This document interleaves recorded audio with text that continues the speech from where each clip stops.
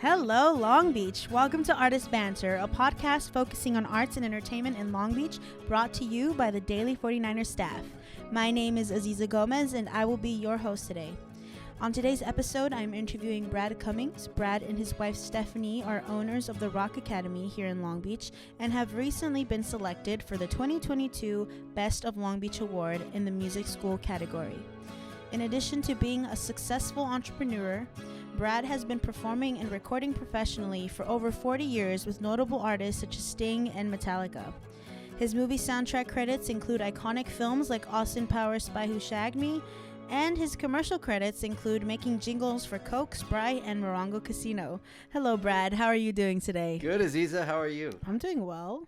Awesome. Yeah, I had a good lesson before getting here, so great. I'm in the spirit. So my first question is, how did you start your journey as a musician, and how did you go about becoming a business owner? Ah, boy, it's gonna be a long answer here. I grew up in Hermosa Beach in the South Bay. My mom, Carol Jo Cummings, was a nightclub performer, pianist, lyricist. She used to, tell limericks and funny jokes, entertain. She was the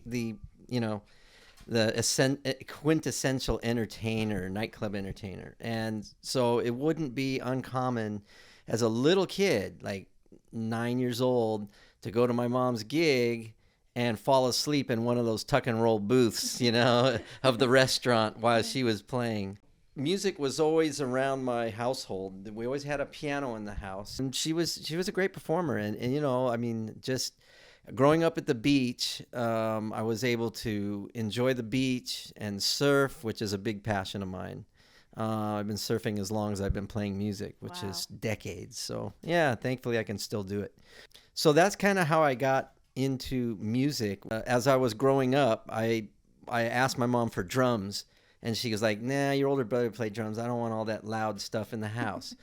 But we had this big brown velvet chair in the living room, and it had a nice thud when you whacked it with a stick. Uh-huh. So I used to put a Beatles record, LP, right, the 12-inch vinyl, on a console stereo system, and start playing drums to Beatles songs on this chair because it just had a nice thump. Wow. So I was kind of giving myself rhythmic training. And then I'd walk over to the piano out of boredom and try to find the melody they were singing or the guitar line or whatever the melodic part of the music was. I'd start finding those notes on the keyboard. So fast forward a number of years, I'm in junior high school, and there was two competing bands in our high school. One was called Hot and Nasty, and the other one was like Shadow. And they used to play our school assemblies, and it was just I thought it was the coolest thing because they weren't bad. One was kind of like a Stonesy band, Rolling Stones, and the other one was more like a Deep Purple techno prog rock band. And I saw them play, and I was like, I want to be in that band. So I used to crash house parties they would play at, and I would ask to sit in. Can I sit in on drums? Can I sit in on drums? And they'd always be like, hey, just go away, dude. We already got a drummer.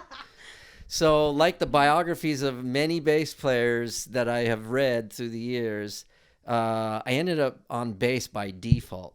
Finally, after bugging these bands so much, one of the guitar players said, hey, you can be in our band if you want to learn to play bass. And I didn't know what a bass was. I thought the Beatles were all holding guitars, which is my ignorance, right? So then I was like, well, all right.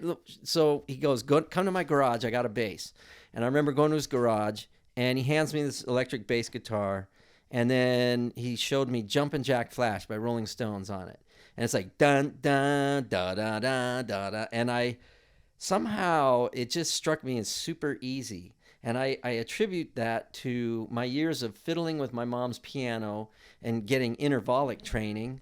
And then the rhythm of beating on this old chair was giving me the grooves, like doom, chicka, doom, chicka, doom, all of that stuff that your brain puts together. It was kind of there for me. So when I picked up a bass for the first time, I didn't find it strikingly hard. I was like, you bang on the string you want to make sound with.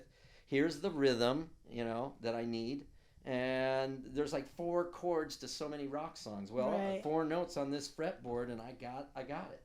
So I literally I did it, and my friend looks at me and goes, "That's it. You're our bass player." So I was Yeah, so I was literally in a band from the day I touched the bass, which thankfully I'm lucky, because had I had to just study reading and theory like traditional instrumentations usually do, I probably would have said, forget this, I'm going surfing. Right. But the fact that I was with my buddies, we're playing music, and I'm jamming, and then pretty soon we're playing at the school, and I'm a little rock star, back when I had hair. I had long blonde hair. I was kind of Spicoli. If you know the movie Fast Times at Ridgemont High, I was kind of the Spicoli of our school. Beautiful. Yeah. So anyway, so that made the journey fun. And, of course, I took a lot of private lessons through the years, and my mom was supportive in that. One of the reasons I opened this music school was because as I look back on my career, I found a big detach between my theory lessons and sight reading, and then actually playing music in my real world with my friends. My teachers never said, why do you need to know a major and minor triad? Well, what are the songs you're playing with your friends? Mm-hmm. This is how it applies to the songs, because, when I teach bass, I'm like teaching them, look, you got to know your scales. You got to know your interval jumps, your thirds, fifths, sevenths, because you can apply that to any song. After looking back at all the private lessons, and I was like, man, these guys never taught me, because I'm reading out of Mel Bay books, and my ear was so much stronger than my reading skills that I would start reading this bass line. It might be a blues bass line. Right. Well, half a measure, 2 measures into it, I'm like, I can play hipper stuff than what's here. So I never wanted to rely on the ink. I started doing sessions in Hollywood, and they started handing me real sheet music, and I was like, oh, crap. I've never done this on a paid gig. Yeah. And I just like a deer caught in the headlights. It took years for me to even understand what a double DS and a coda and all the road maps that you need to learn. It took me years for people to explain this stuff to me. Mm-hmm. And thankfully, if I look back the last 20, 30 years, my church gigs were some of the best music school I ever had.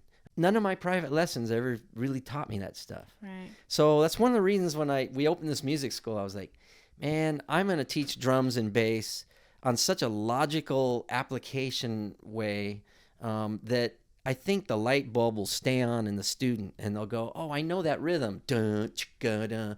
You're going to hear that rhythm a billion times in pop music. Why not see what it looks like written out, understand the subdivisions, how you find those rhythms, and that's your jumping, your platform to get to read. And then, you take your reading wherever you want to. You want to be a symphonic player, then read a lot. It's funny because I have musician friends in my circle that consider me a really good sight reader.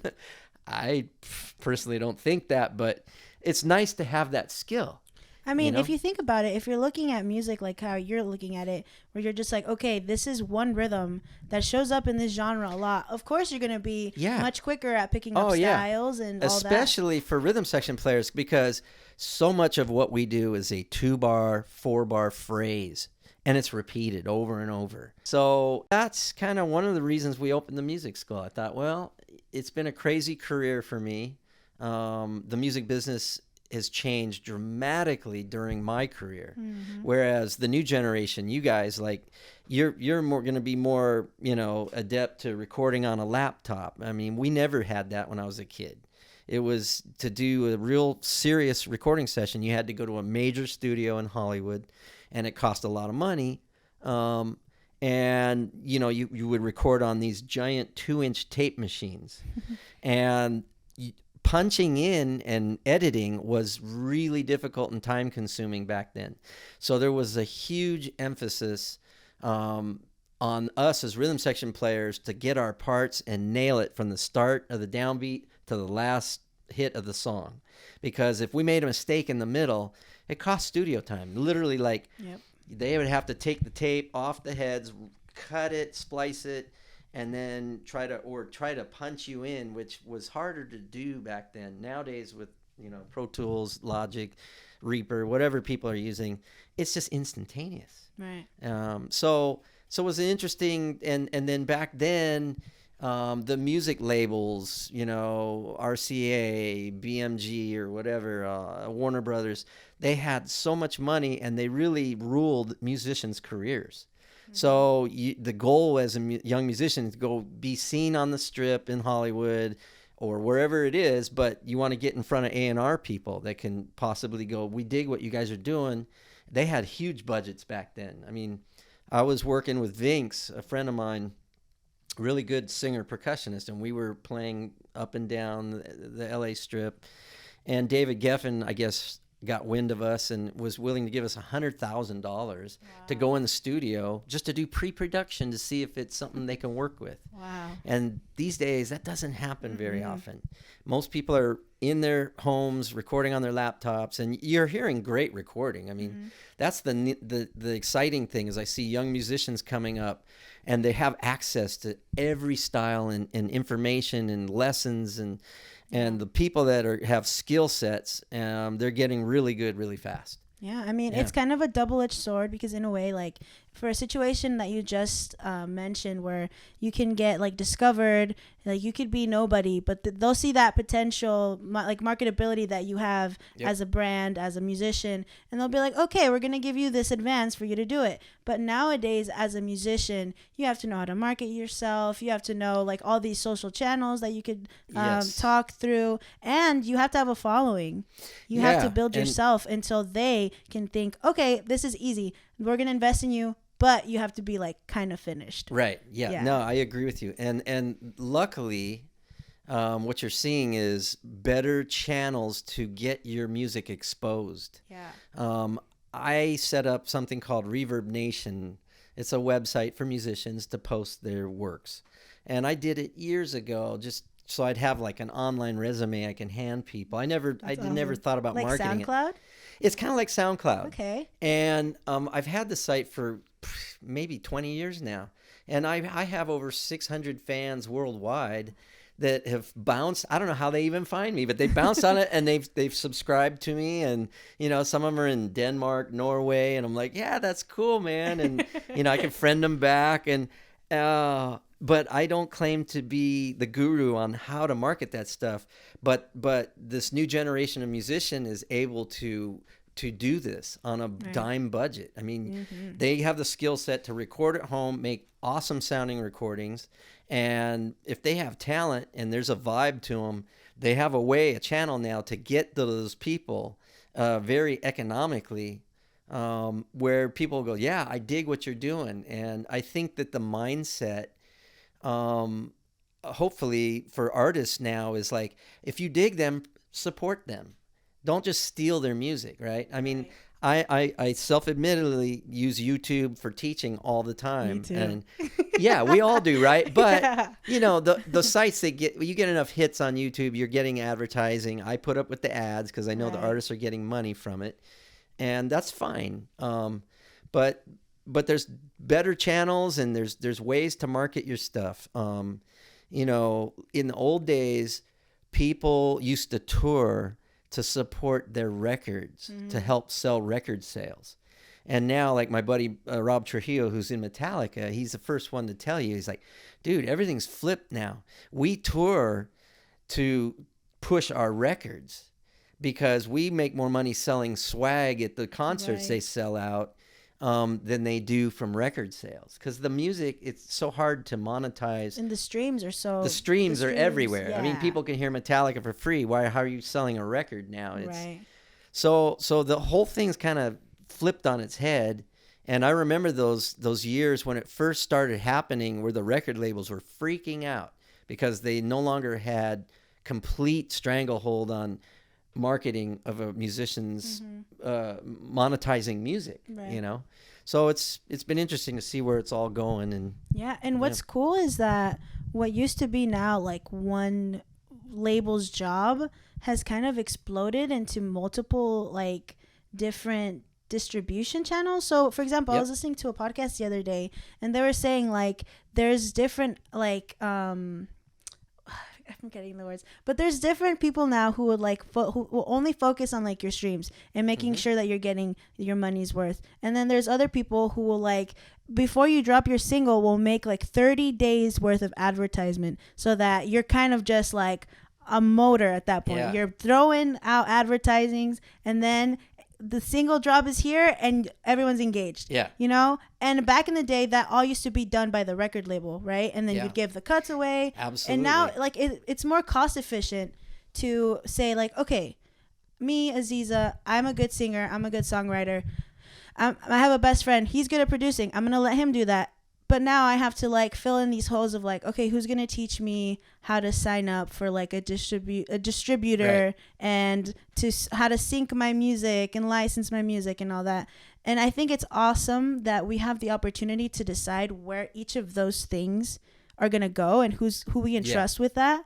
Which back in the day, I feel like that's why musicians had to put up with so much, because they were in the dark about so many of their things in their career. Completely. Right? I can't tell you how many great artists and groups got shelved because for whatever reason. I did a record with a band called the Stabilizers, and they had one hit in the 80s. And they were, how can I explain? They were kind of like Tears for Fears meets In Excess or something. I mean, they had pop quality and good melodies, but they were kind of techno on the music. It was cool stuff. It was crafty. And I did this record, and I was like, man, this is cool. This is going to be killing. And it got shelved. It never got released. Ugh. Yeah. But at that point too, like if they were signed to a label, like they got that advance, and now they have to sell this amount of copies, and if they don't do that, they're kind of tied to the label. There is like a specific case that I'm thinking of, the singer named JoJo, and she was big in the early 2000s. And I think she signed to a label and she couldn't release any music. So for maybe like 5 or 10 years, she wasn't releasing any music. Unbelievable. And now she's coming back, she's touring, she's making music, she's happy. But I just think of all these minority groups that get taken advantage of. Like say you and I, like we're young, we want to sell our music, we want to just be musicians and not have to worry about a part-time job, whatever. Right. But I heard the other day that like labels are like the worst loaners, like to loan you money, because they're basically sharks, right? They're loan sharks. Sure. They're like, okay, we're taking 80% of your revenue. Yeah, well, that's always been, if you think about it, artists are free spirits. They love to just be what they are. That doesn't always equate to being a good businessman. Oof. And that doesn't mean that there aren't some artists who are very savvy businessmen, and there are, but I think the majority are probably not. And they just want to be able to survive and play their music, put their music out there, and have people give them love back, because that's what feeds artists, Yeah. But you also got to make a living at the end of the day. You got to be able to put a dollar figure on your efforts, and so that you can continue to do it. Yeah. And it's always been a rough go for a lot of folks because of that, because you have the sharks out there. They recognize the talent, but if they're unethical, they will exploit that talent. Yeah. So I have a couple questions. How did you fill in that gap of like, okay, I'm not a starving musician anymore, I'm like critically acclaimed, I know my worth. Like, how did you start to believe that you could negotiate your worth with others? And how did you stand your ground? Yeah. I mean, I was in a bunch of great musical projects as a young musician, and I always just expected that we were going to be successful. For a while, I was working with Scott Weiland, the singer from Stone Temple Pilots, and he was producing a band I was in called Big Blue Missile. But he comes running in the studio one day going, "Hey man, Mike Myers and Madonna called me, and they want me to submit a couple songs for this Austin Powers movie that's coming up." And he looked at us and he goes, "What do you think we should do? I want to demo up some songs." And we're all like kind of just brainstorming. We picked a David Bowie song because Scott was a big David Bowie fan.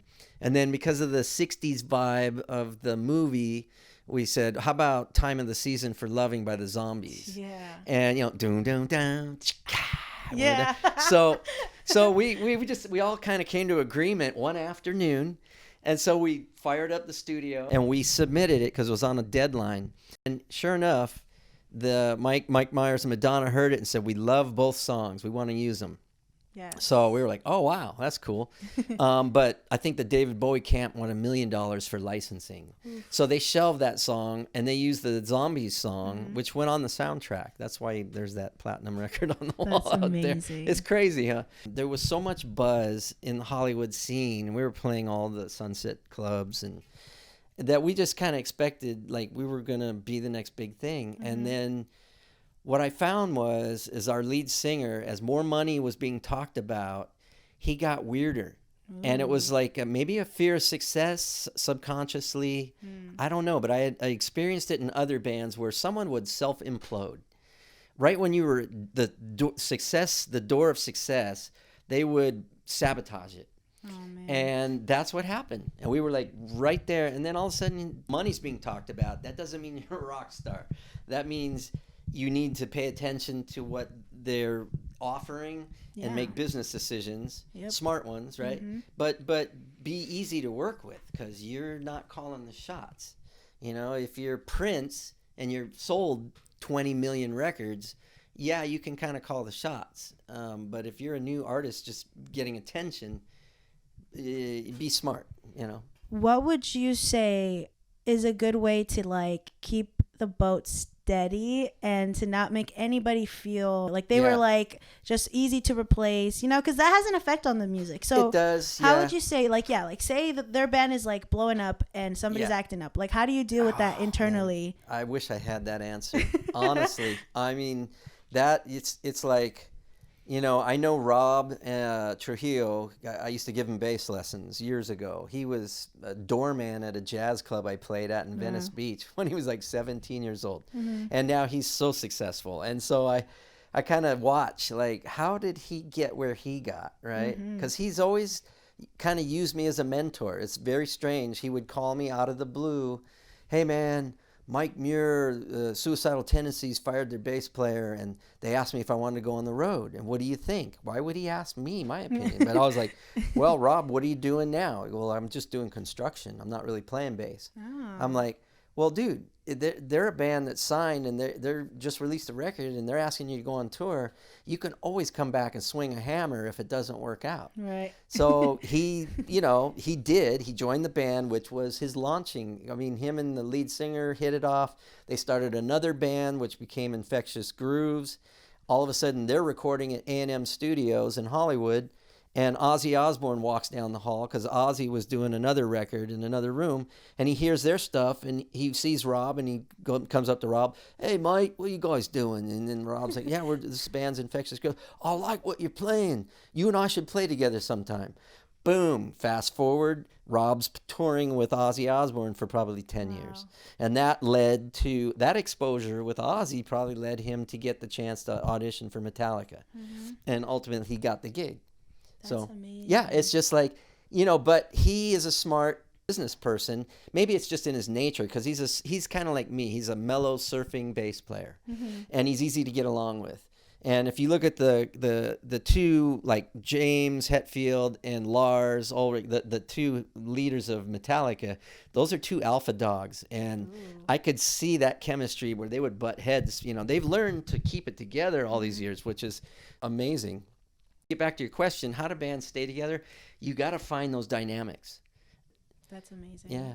That's a great answer. But I feel like to an extent, if you really want to become successful, you have to like believe it. Like, you know, like even if you have your low days and you're like, oh my God, I suck. Yeah. At the end of the day, you know, like you said, like you guys knew you were going to become something. Yeah. So how do you think you like implemented that into your mindset? Was it like early on, or did you develop that with your band? I know for me personally, as a young kid growing up, hear stuff, I can play it easily. And so it was never a challenge, you know, like to find intervals and melodies and that kind of stuff, and rhythms. Growing as a musician, you know, I've always been confident of my ability. I'll always see somebody who kicks my butt, and I'll just be like, whoa. Yeah. Okay. And that's what's fun. Like, to this day and age, you jump on YouTube, I don't care how accomplished you are, at whatever you're singing or playing or whatever it is, you go on YouTube, you'll see a 12-year-old who can kind of smoke you, and it just kind of keeps the humble meter in check. Yeah. And I think that's so cool. I revel in it. I mean, I love to see like this 12-year-old girl shredding metal guitar licks or sweep arpeggios, and they spent hours at that. That just doesn't come, without spending the time. So I have a good question here.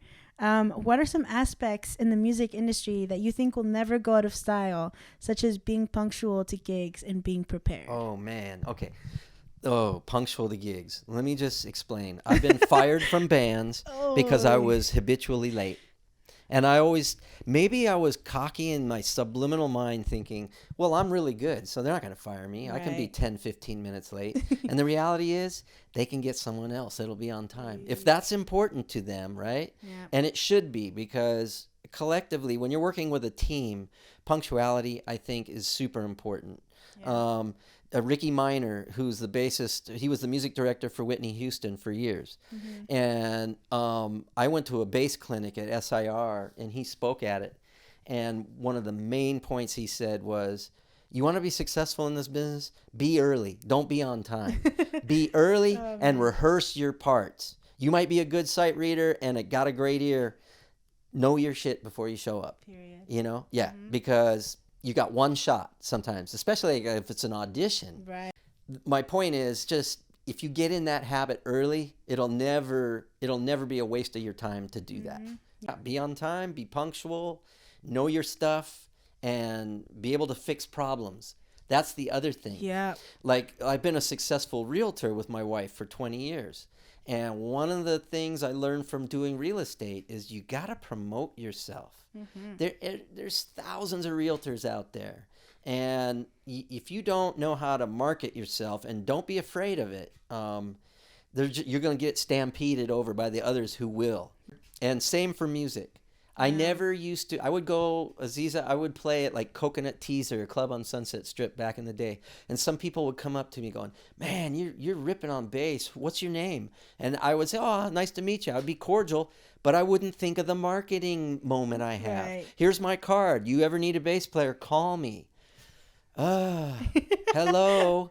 Yeah. And I know other lesser bass players that are marketers, and they're out getting gigs, and they're getting higher profile gigs. And I'm like, wow, okay. So then market yourself and be on time and be prepared, and you will be successful. The way that I looked at music, I used to think like you have to know the rules first before you break them, right? Mm-hmm. So I'm like learning music theory, I'm doing all this, and music is a whole language. It's like if you're learning a new language, you gotta like kind of in a way become obsessed with it. Yeah. Like read about it, listen up to lectures about it or whatever. And same thing, like music business. Like music is cute, music is fun, right. But it is crazy, and there's so many levels to it. And that's why I think when you're like a talented performer, you're probably really good at a lot of other things. Yes, yeah, absolutely. And when I think about having to improvise on musical settings, that's one thing I take pride on now. It like, I'm 61, so I've been doing this damn near 50 years. That's crazy. can't even. But my point is, having gone through all these weird experiences, getting into situations musically where I'm either over my head or they went somewhere sideways. Like, I work in corporate bands, and I know the idiosyncrasies of some of my singers that I work with. One of them will sometimes skip half the verse and go right to a chorus. Oh, and this is like ninja skills as being through so many scenarios like that. Yeah. You get this like ninja warrior skill set where you can anticipate that. And of course, if the front person goes left, you got to go with them. It doesn't matter they blew it. Mm-hmm. It sounds like a train wreck because you're going that direction, they're going that direction. Yeah. So as a bass player now, if the singer goes to the bridge, I'm Johnny on the spot with them. And we just made our own arrangement of the song, but we're still cohesive. Yep, that's a good band. Yeah. And that's why it's important to be friends with your band, because people who love you and want you to sound good will go with you even if you messed up. Yeah, and my improvisational skills from music allowed me, as I learned my real estate skill set, there's always an answer to a problem, You got a sharp 9, a flat 5 sharp 9 chord. Find the answer to the problem. Right. Somewhere in there, you'll find a note that, it feels good there. Well, same thing. Fixing a problem with the house and keeping the mindset of the buyer and seller cohesive so that it consummates the deal. Because in real estate, we don't make a dime until the deal closes. Right. And that taught me a big lesson. That guarantees performance, right? It's like as a musician, you walk into a club gig, they're not giving your pay before you get on that stage and you nail your gig. That doesn't happen. If you decide, I'm not going to play, but pay me anyway and walk out, you'll never see the money. So you have to perform all night until the club's closed and you'll make your money. In the real estate, there's more zeros behind the paycheck, unfortunately, because I'd rather do music. But my point is, you got to make all of it come together, and all parties at the end of the day say, yep, we're done. It's a deal. Right. That's awesome. I love everything you just said. How did real estate came into music? Well, now I don't even have to ask about it. Everybody knows. Yeah. So I guess my last question of the night. Do you have any words of advice for aspiring artists who want more gigs in Long Beach? Ooh. Man. Go out to the clubs. Go to places where you hear music you like and find out how you get a gig there. And don't be afraid to ask the bar manager, club owner, and say, hey, who's the contact that does the booking here, right?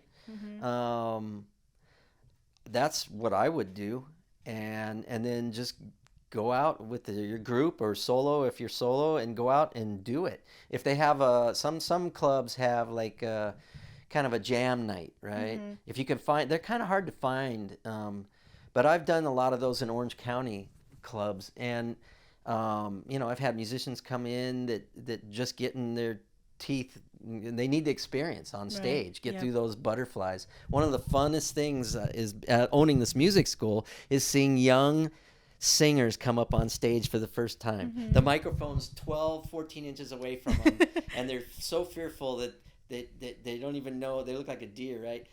And they don't announce their name, they have no sense of confidence, and then to see the growth, like we'll do 4 gigs later, the same, let's say it's a young girl, my name's Jennifer, to see them just fearful, like, I'm going to sing a song by Mariah Carey now. And then they sing it, and everyone's like supportive because we want to be supportive. Right. And then to see that girl, like, just 4 gigs later, hi, my name's Jennifer, I'm going to sing a song. And just how they present themselves with that confidence, it's way bigger than music. So, yeah, you just get that confidence. We want to give everybody at every level just positive energy, right? So if people wanted to get a lesson here, what would they do? Well, just find us online. We spell it The Rock, THEROK, because we don't know how to spell. Okay? So just remember, The Rock Music Academy. It's therockacademy.com. The email's rockacademy@gmail.com. So, awesome. And with that, that's all for Artist Banter this week. Don't forget to check out Beach News Weekly for campus news on daily49er.com, as well as other podcast content brought to you by the Daily 49er. You can also follow us on Instagram, Twitter, and YouTube at Daily 49er. Thank you, Brad. Thank you. And I will talk to all of you soon. Sounds great.